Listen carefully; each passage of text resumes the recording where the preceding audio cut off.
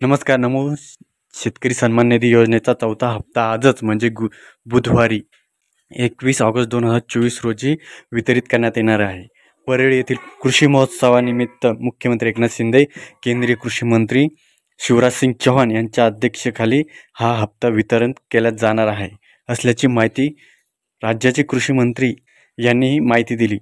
सध्या आजपासून सुरू होत असलेल्या परळी येथील कृषी महोत्सवाला राज्यभरातून विविध मंत्री परळी येथे दाखल होणार आहेत. त्याच निमित्ताने आज चौथा हप्त्याचं वितरण केलं जाणार आहे. राज्यस्तरीय कृषी प्रदर्शन, पशु प्रदर्शन, धान्य महोत्सव, चर्चासत्रे, प्रात्यक्षिके, रानभाज्या महोत्सव, शेतकऱ्यांचा सन्मान, यथोगाथा उत्पादक हे ग्राहक थेट विक्री यांच्यासह राज्यातील शेतकऱ्यांसाठी अनेक उपक्रम यामध्ये चालणार. या महोत्सवामध्ये त्याच महोत्सवामध्ये शेतकऱ्यांचा सन्मान निधी हा वितरित करण्यात येणार आहे. राज्यभरातून शेतकऱ्यांची कृषी महोत्सव सहभागी होण्याची कृषी मंत्र्यांनी सांगितलेलं आहे.